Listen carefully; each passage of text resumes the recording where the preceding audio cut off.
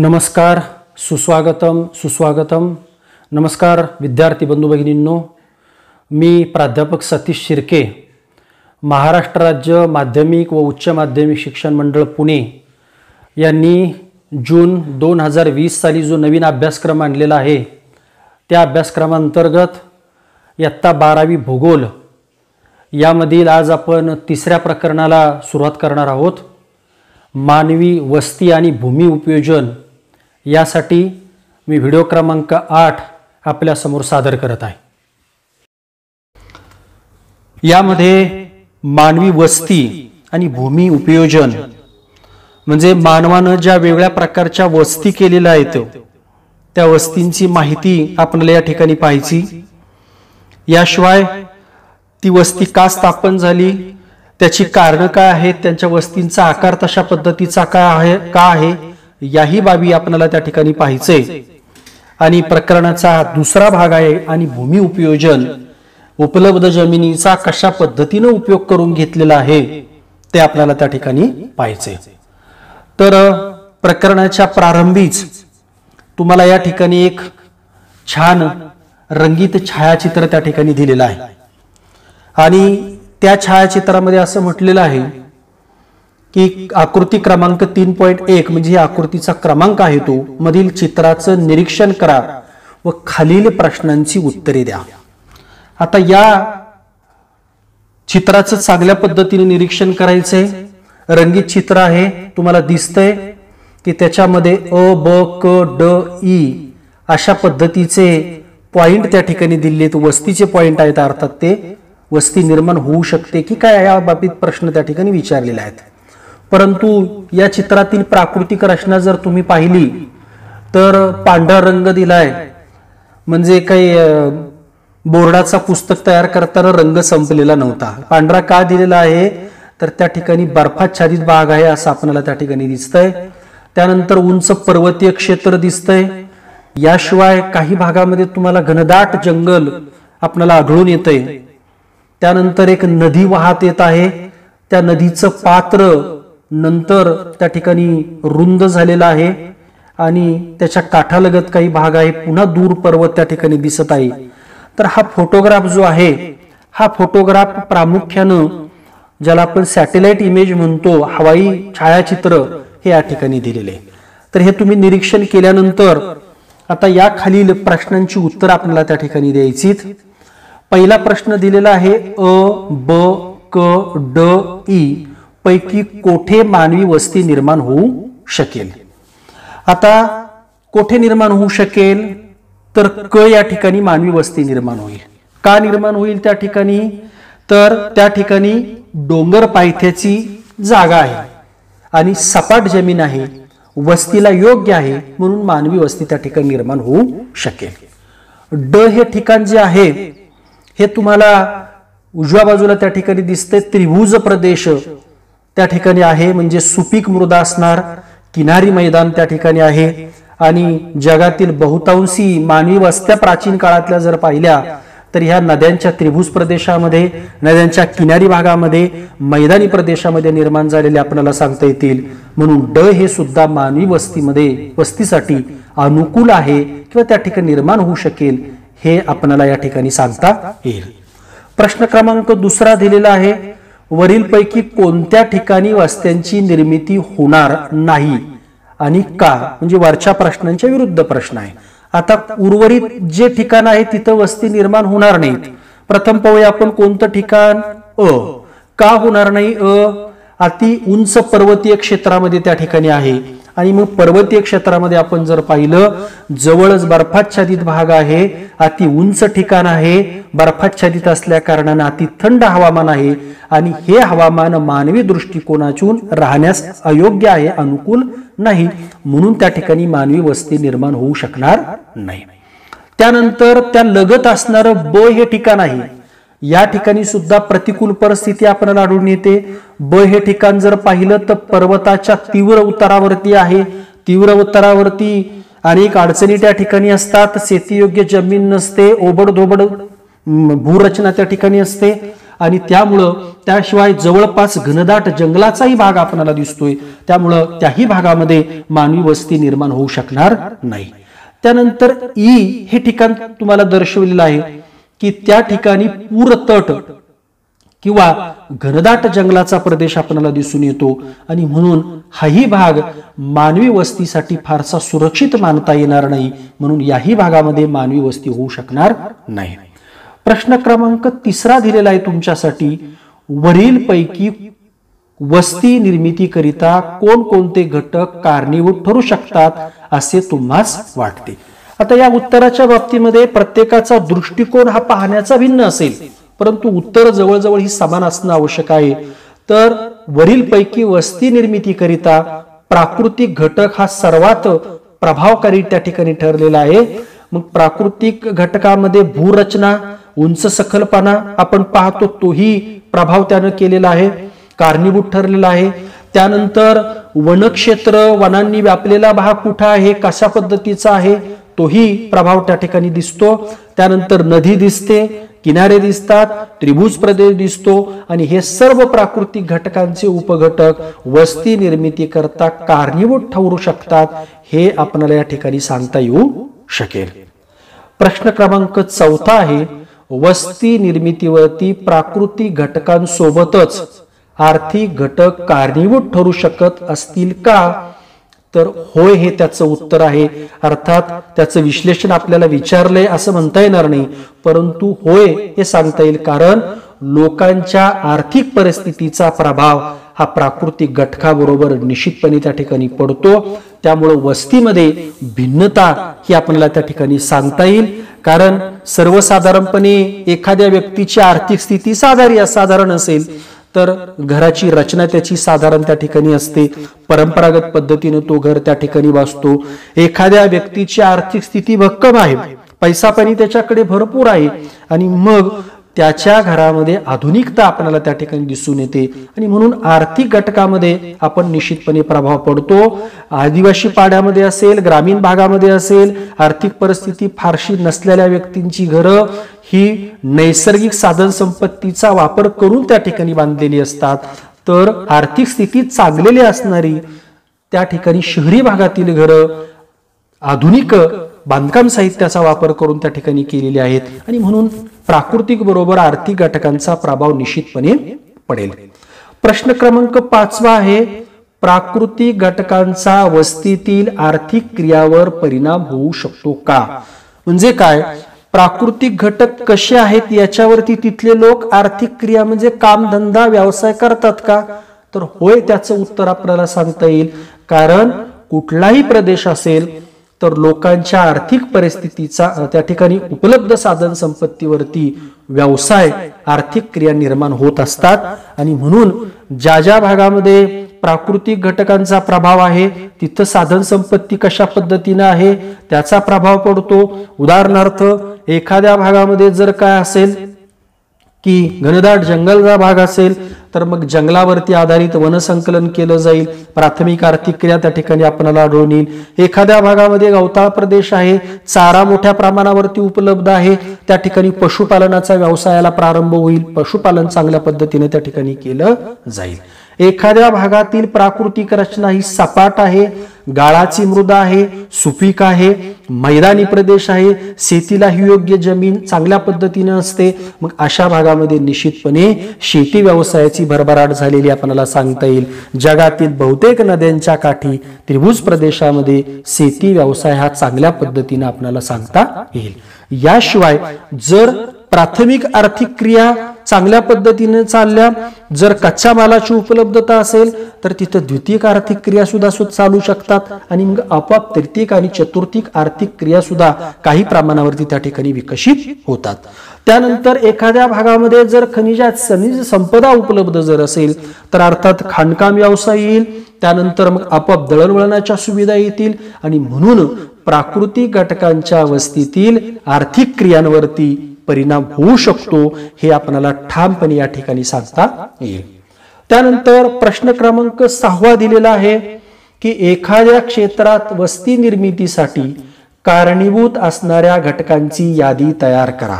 आता एखाद्या म्हटलंय म्हणजे इथं तर आहेच, परंतु अन्य ठिकाणचा सुद्धा आपल्याला विचार करता येईल. तर अगदी मुख्य मुद्दे जर सांगितले तर अनुकूल भूरचना हा घटक कारणीभूत ठरतो.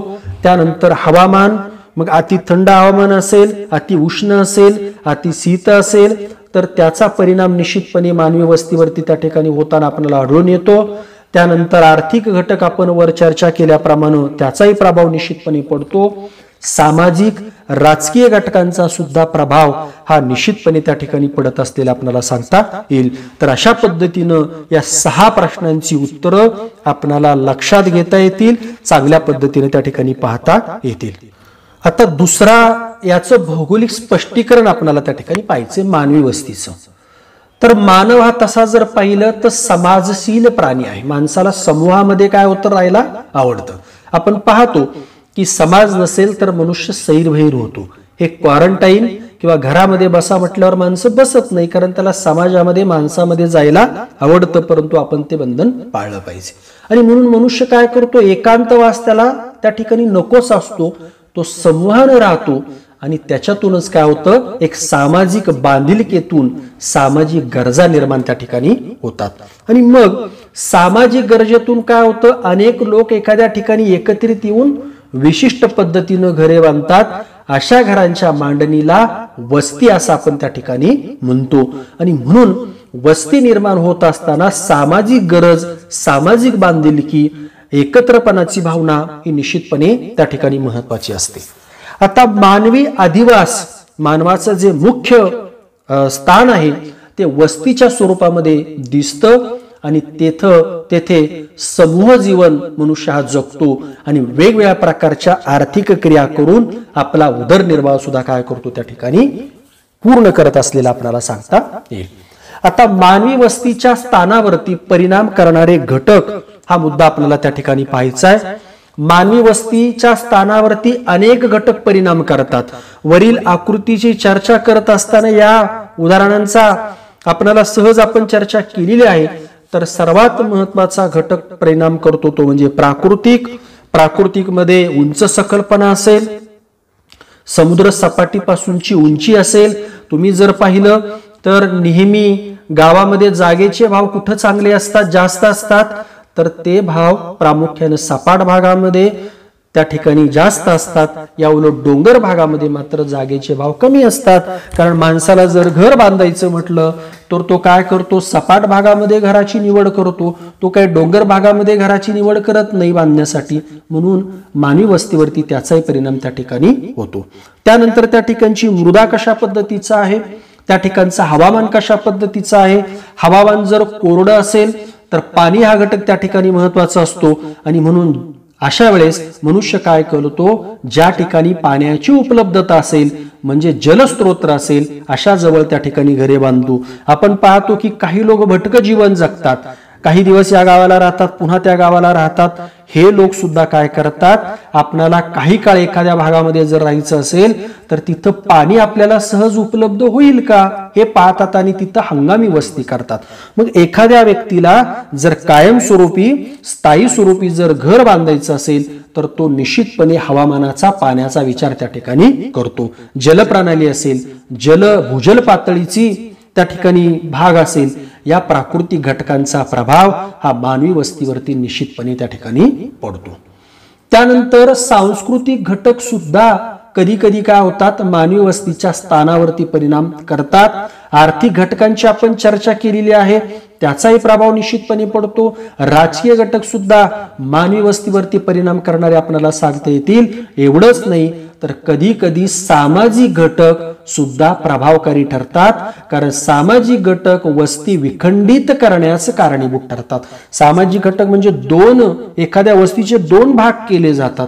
मग पूर्वी तुम्ही पहा की पूर्वी टोळ्यांचं प्रमाण जास्त होतं आणि पूर्वी मग आक्रमण करायचे, टोळ्या यायच्या, लोक त्या ठिकाणी एखादा प्रदेश काबीज केला जायचा आणि मग त्यामुळे कधी टोळी येईल आणि कधी प्रदेश काबीज करतील, आपल्यावरती हल्ला करेल, हे काही लोकांना सांगता येत नसायचं. मग अशा वेळेस मनुष्य काय करायचा, सुरक्षिततेसाठी केंद्रित वस्ती निर्माण करायचा, एका समूहानं त्या ठिकाणी राहायचं. मग तुम्ही पहा, केंद्रित वस्ती म्हणजे पूर्वीच्या काळी गावांना तटबंदी असायच्या, गावाला 1-2च फक्त त्या ठिकाणी वेशी असायच्या आणि त्याच्यातूनच प्रवेश केला जायचा. तर हे जे तटबंदी असणं हे सुरक्षिततेचं कारण त्या ठिकाणी मानलं जातं आणि म्हणून सामाजिक सुरक्षितता त्या ठिकाणी महत्वाची आहे. त्यानंतर या ठिकाणी आपल्याला दुसरा मुद्दा पाहायचा आहे, तो म्हणजे वस्तीचे प्रकार. आता वस्तीचे प्रकार जर पाहिले तर वस्त्यांचे आकार आणि प्रकार यामध्ये मात्र भिन्नता आढळून येते. आकार आणि प्रकारामध्ये भिन्नता त्या ठिकाणी आहे, फरक आहे. आपण जर पाहिलं तर आपल्याला वस्तीचे प्रकार पाहत असताना साधा पाड्यावरची वाडीवरती वस्ती असेल, छोट्या वस्तींचा समूह असतो, 4-10 घरांचा वाडी किंवा पाडा म्हणतो. अनेक वस्ती निर्माण झाल्या, गाव निर्माण होतं. गावापेक्षा जर मोठा आकार त्या ठिकाणी असेल, अन्य घटक आहेत, आकार आहे, लोकसंख्या आहे, त्या ठिकाणचे लोक कोणत्या आर्थिक क्रिया याचाही प्रभाव पडतो. मग पुढची स्टेज येते नगर, मग शहर येईल, त्यानंतर महानगर त्या ठिकाणी येईल, आणखीन मोठं असेल तर प्रमहानगर येतील, त्यानंतर अनेक प्रमहानगर निर्माण होऊन त्या ठिकाणी संकलित नगर निर्माण होताना आपल्याला आढळून येतं.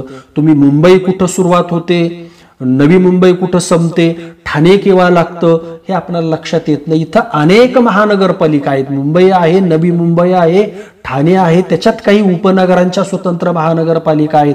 तर हे प्रमहानगर त्या ठिकाणी आपल्याला आढळून येतं आणि असे प्रमहानगर अनेक वाढल्यानंतर संकलित नगर की पहिलं शहर संपतं, दुसरं शहर सुरू होतं आणि ही शहर एकमेकांवरती त्या ठिकाणी अवलंबून असतात, एकमेकांशी दैनंदिन गोष्टी त्या ठिकाणी अवलंबून असतात. अशा विशाल महानगरामध्ये रूपांतर त्या ठिकाणी होतं.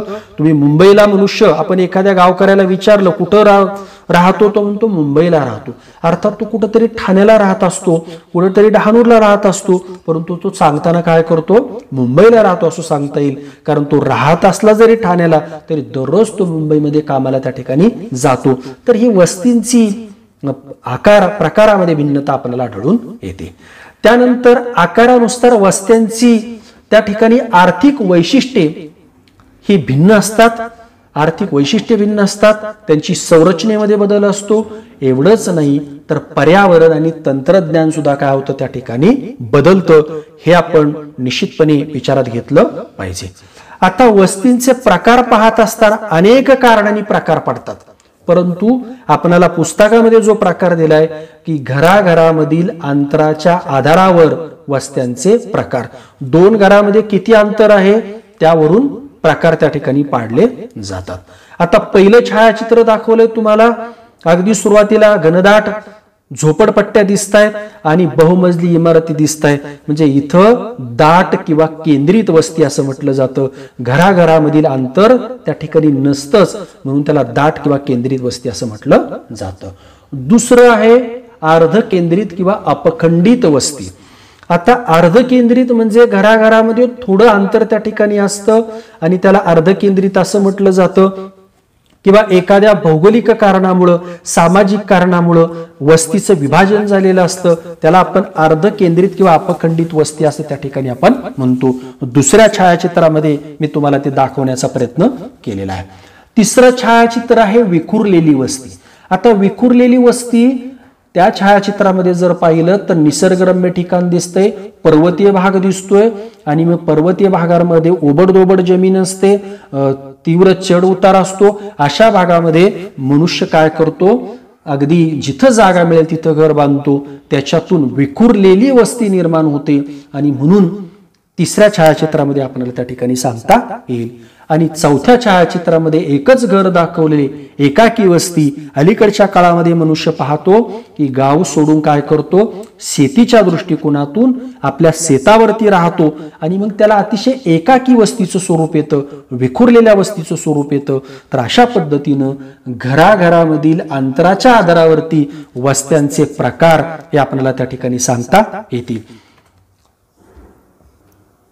आता यामध्ये करून पहा असं एक दिलेलं आहे आणि आकृत्या दिलेल्या आहेत. तर आपण त्याच्या अगोदर टीप वाचूया. आकृती क्रमांक 3.2 मधील अ ते उ असे क्रम दिलेले आहेत. या विविध प्रतिमा वस्त्यांचे आकृतिबंध दर्शवतात, म्हणजे वस्त्यांचे आकार आकृतिबंध दर्शवलेले आहेत. त्याचं निरीक्षण करा. वस्तीच्या विविध आकृतिबंधातील फरक समजून घ्या. त्यासाठी दुसऱ्या स्तंभाची मदत घ्या. त्यातील वैशिष्ट्ये ज्या वस्तीला लागू पडतील त्यानुसार छायाचित्रास दिलेले वर्णाक्षर त्या वैशिष्ट्याखालील चौकटीत काय करा, लिहा असं सांगितलेलं आहे. म्हणजे अ आ अशा पद्धतीनं वस्त्यांचे, अर्थात ही उपग्रहीय प्रतिमा आहे, सॅटेलाइट इमेज त्या ठिकाणी आहे, हवाई फोटो त्या ठिकाणी काढलेला आहे, ते पाहायचं आणि शेजारी काय केलेले वस्त्यांची वैशिष्ट्ये दिलेली आहे. म्हणजे थोडक्यामध्ये आपल्याला कसं असतं, जोड्या जुळवा, तसं वस्तीच्या उपग्रहीय प्रतिमा हा अ स्तंभ मानूया आणि वस्त्यांची वैशिष्ट्ये हा ब स्तंभ मानूया. अर्थात हे लक्षात घ्या, अ स्तंभाच्या पुढे रेषीय वस्ती दिलेली आहे, म्हणजे ती त्याची वैशिष्ट्ये नाहीये, तर ते तुम्हाला ऑड दिलेलं आहे. आपल्याला काय करायचं, अ स्तंभ म्हणजे वस्तीच्या उपग्रहीय प्रतिमा आणि ब स्तंभ म्हणजे थोडक्यात वस्तींची वैशिष्ट्ये. तर अ वस्ती जी आहे ती वैशिष्ट्ये पाहायची त्याची मध्ये आणि त्याची जोडी आपण त्या ठिकाणी काय करायचं, लिहायचे. खाली जी चौकट दिलेली आहे त्या वर्णाक्षर लिहायचं, म्हणजे अ चे वैशिष्ट्य कोणत्या आकृतीत दिसतात हे आपल्याला त्या ठिकाणी सांगता येईल. आता मी या ठिकाणी तुम्हाला पहा की वेगवेगळ्या पद्धतीच्या आकृत्या ह्या आपल्याला आढळून येतात. आता मी तुम्हाला या ठिकाणी काय केलंय, अ योग्य उत्तर दिलेले आहेत. म्हणजे अ जी आकृती आहे ती वस्तींची जी वैशिष्ट्ये दिसतात ती वैशिष्ट्ये त्याच्या पुढे आणून त्या ठिकाणी ठेवलेली, म्हणजे जोडी त्या ठिकाणी लावून दिलेली आहे, हे आपण विचारात घ्यायचं. मग अ तुम्ही पहा की अ मध्ये काय दिसतंय, या वस्तीचा आकार हा आकारहीन वस्ती म्हणून त्या ठिकाणी ओळखता येईल. अ या वस्ती पुढे त्याचं वैशिष्ट्य जोडी मी लावून दिलेली आहे, लक्षात घ्या. काय दिसतंय, वस्ती निर्माण झाल्यावरती वस्तीच्या विकासाबरोबर काय होतं, वस्तीचा आकार वाढत जातो. म्हणजे अनियमितता होते, माणसं कुठेही घरं बांधतात. मुख्य वस्तीमध्ये जर अडचण निर्माण झाली तर माणसं दूर अंतरावरती जातात. मग आपण पाहतो की मुख्य नगर असतं, नगरामध्ये अनेक कॉलन्या निर्माण होतात, उपनगर निर्माण होतात आणि तसतस ती वस्ती वाढत जाते. त्याला कुठल्याही प्रकारचा आकार त्या ठिकाणी राहत नाही. वाढणारी वस्ती अनियमित वाढते. माणसं सोयीनुसार जिथं जागा स्वस्त उपलब्ध होईल तिथं घरं बांधली जातात. म्हणून अ आकृती ही आकारहीन वस्ती आहे, हे विचारात घ्यायचे. आता आ आकृती दिलेली आहे तुम्हाला, हा प्रकार कोणता आहे, रेषीय वस्तीचा प्रकार आहे. मध्यभागी तुम्हाला काय होतं, एखादा रस्ता असेल किंवा एखादी रेल्वे लाईन असेल, एखादी नदी गेलेली असेल, एखादा कालवा गेलेला असेल, त्याच्या दोन्ही बाजूला काय होतात, वस्त्या निर्माण होतात. तुम्ही पहा लोकांचा कल हा रस्त्याच्या कडेला वस्ती बांधण्याचा असतो. मग अशा वेळेस दुरून जर त्याचा आकार जर पाहिला तर एका रेषेत किंवा मुख्य रस्त्याच्या किंवा नदीच्या आकारानुसार काय होतात, त्या पसरत जातात आणि कळत न कळत तुम्ही जर पाहिलं तर त्याला रेषीय वस्तीचा आकार त्या ठिकाणी प्राप्त होतो. म्हणून आ रेषीय वस्ती हे त्याचं उत्तर आपल्याला सांगता येईल. त्यानंतर ई, आता यामध्ये तुम्हाला समुद्र दिसतोय आणि समुद्राच्या किनारवर्ती भागामध्ये काय होते, तुम्हाला वस्ती दिसते. आता समुद्रालगत असणारी जमिनीचा आकार त्रिकोणी आहे आणि मग किनारी भागामध्ये तुम्हाला दिसतंय की अनेक वस्त्या निर्माण झालेल्या आहेत. या वस्त्यांचा विचार जर केला तर अशा वस्त्या ही त्रिकोणी वस्ती प्रकार आहे. मग कुठं निर्माण होतात, दोन नद्यांच्या किंवा रस्त्याच्या संगमावरती. दोन नद्या एकत्र आल्या, दोन रस्ते मिळाले किंवा समुद्रकाठी असेल तर त्रिकोणी वस्ती त्या ठिकाणी निर्माण होते. कारण नदीमुळं, रस्त्यामुळं, समुद्रकाठामुळं, प्राकृतिक वा काही सामाजिक कारणामुळं वस्त्यांची वाढ ही चोहोबाजूनी न होता त्या प्राकृतिक रचनेचा विचार करून, नदीचा विचार करून, सामाजिक कारणांचा विचार करून वस्ती निर्माण होते आणि त्याला काय होतो, आपाप त्रिकोणाकृती आकार प्राप्त होतो. म्हणून ई ही वस्ती त्रिकोणी वस्ती आहे, हे आपल्याला या ठिकाणी दिसून येते. त्यानंतर ई दुसरी, या ठिकाणी काय दिसते तुम्हाला, एक मध्यभागी तलाव दिसतोय, तळ दिसते, जलसाठा दिसतोय आणि त्या तळ्याच्या भोवती वस्ती काय होतं, निर्माण होते. कारण पाणी हा घटक महत्वाचा असतो. म्हणून ई ही वर्तुळाकार वस्तीचा आकार आपल्याला त्या ठिकाणी दिसतो. केव्हा निर्माण होते तर एखाद्या सरोवराच्या किंवा तळ्याच्या आजूबाजूला काय होतं, वस्त्या आकार घेतात. पाण्याच्या उपलब्धतेमुळे घरे निर्माण होतात आणि त्यामुळं अशा वस्तीला आपाप काय होतो, ई स्वरूपाचा आकार त्या ठिकाणी प्राप्त होतो. म्हणून ई ही वर्तुळाकृती वस्ती आहे, वर्तुळाकार आकार आहे, हे आपण विचारात घ्यायचे. त्यानंतर ऊ आहे. ऊ मध्ये काय दिसतंय, मध्यभागी काहीतरी केंद्र दिसतंय. त्याला त्या केंद्राला अनेक रस्ते येऊन मिळताना तुम्हाला दिसत आहेत आणि केंद्र म्हणजे चौक आपण त्याला म्हणतो. त्या चौकामध्ये काय होतात, अनेक रस्ते निर्माण होत आहेत आणि त्या बाजूला काय होतात, त्या केंद्र आणि केंद्राला रस्ते येऊन मिळतात. म्हणजे एखाद्या गाडीच्या चाकासारखं काय होतं, तुम्हाला आकृती दिसते आणि त्या रस्त्याच्या दुतर्फा वस्त्या निर्माण होतात. म्हणजे केंद्रोसारी वस्ती म्हणून या वस्तीचा उल्लेख आपल्याला करता येईल. एका केंद्राच्या भोवती वस्त्यांचा विकास होतो. हा केंद्रबिंदू वस्त्याच्या विकासातील महत्वपूर्ण भाग असतो, मुख्य चौक असतो. काहीतरी एखादं ऐतिहासिक ठिकाण असतं, कधी कधी एखादा तलाव सुद्धा असू शकतो आणि अशा भागामध्ये केंद्रोसारी वस्ती, केंद्रापासून दूर अंतरावरती या वस्त्या निर्माण होतात. म्हणून ऊ हे केंद्रोसारी वस्ती आहे, हे आपल्याला या ठिकाणी लक्षामध्ये येतं. आणि मग शेवटचा भाग आहे ऊ. तर या ठिकाणी जर पाहिलं तुम्ही, ही प्रतिमा जर पाहिली तर तुम्हाला असे चौकोन दिसत आहेत, आयत दिसत आहेत. म्हणजे आयताकृती वस्ती आपल्याला दिसून येतं. कधी कधी घरे ओळीत आणि सरळ रेषेत असतात. अशा ओळी एकमेकांना जर समान असतील, म्हणजे तशा रस्त्यांमुळं रस्ते जर नियोजित असतील तर अशा पद्धतीने त्या ठिकाणी होतं. आधुनिक काळामध्ये जे नियोजित शहरं असतात त्या ठिकाणी अशा प्रकारच्या वस्त्या विचार केला जातो.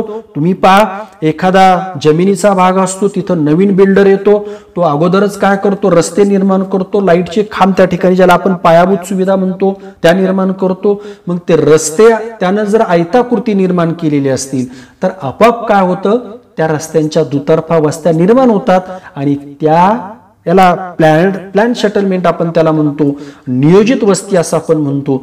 अशा वेळेस त्याला आयताकृती वस्तीचा आकार प्राप्त होतो. म्हणून ऊ या छायाचित्रातील वस्ती जी आहे ही आयताकृती आहे असं आपल्याला त्या ठिकाणी सांगता येईल. तर अशा पद्धतीनं या हवाई प्रतिमावरून त्या वस्तीची जी वैशिष्ट्ये आहेत ती आपल्याला या पद्धतीने दिसून येतात. ठीक आहे, तुर्तास आपण या ठिकाणी थांबूया. धन्यवाद.